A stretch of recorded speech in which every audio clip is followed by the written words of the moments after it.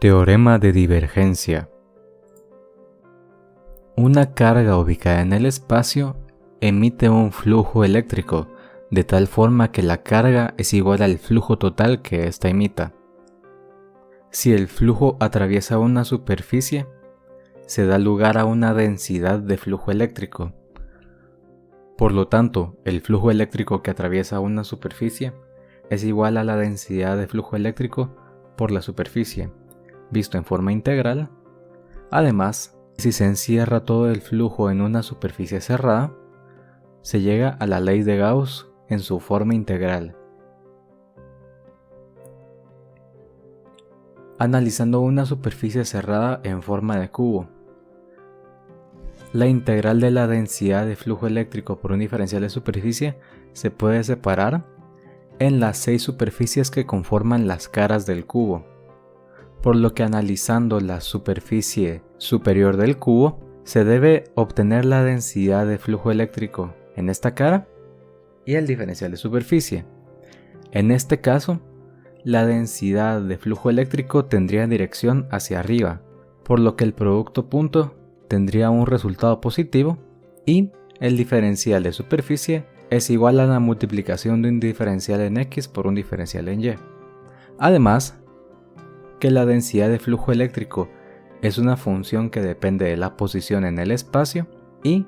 que ésta parte desde la carga eléctrica y se dirige en dirección hacia Z positivo, por lo que existe una variación de la densidad de flujo eléctrico en la dirección de Z positivo, por lo que la densidad de flujo en la cara superior del cubo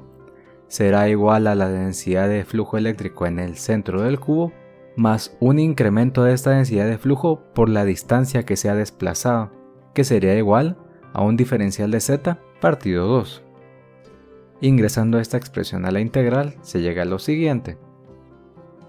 Repitiendo el proceso anterior para la cara inferior, se observa que en este caso la densidad de flujo eléctrico está en dirección hacia abajo, por lo que al realizarse el producto escalar, este tendría un valor negativo. Además que el diferencial de superficie sigue siendo un diferencial de X por un diferencial de Y, y que la densidad de flujo eléctrico en la cara inferior del cubo se obtiene de igual forma que en la cara superior, solamente tomando en cuenta que el desplazamiento sería negativo, al realizarse en dirección de Z negativo. Llegando a la siguiente expresión, tomando en cuenta que la suma de la cara superior más la cara inferior es igual a la expresión siguiente,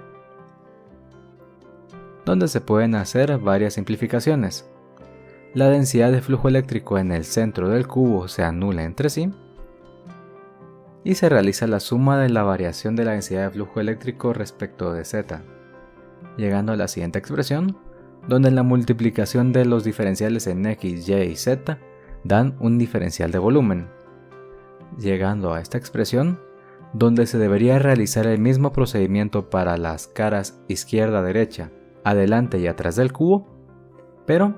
el resultado es el siguiente, por lo que se llega a esta expresión, que realizando un factor común, donde se tiene que definir el operador divergencia. El operador divergencia es igual a la suma de las derivadas parciales al vector al que es aplicado respecto de cada una de sus componentes. Y la divergencia de la densidad de flujo eléctrico representa el ritmo de entrada de un flujo eléctrico en un punto en el espacio, por lo que se simplifica la expresión, llegando al teorema de divergencia, que indica que la integral de superficie cerrada de un vector es igual a la integral de volumen de la divergencia de este vector. Tomando en cuenta ahora una distribución de carga volumétrica uniforme, al partir de la ley de Gauss y del teorema de divergencia, tomando en cuenta un volumen muy pequeño que tiende a cero, se llega a la siguiente expresión, donde se llega a que la divergencia de la densidad de flujo eléctrico en un punto en el espacio es igual a la densidad volumétrica de carga en ese punto del espacio, y esto se conoce como la ley de Gauss en su forma diferencial.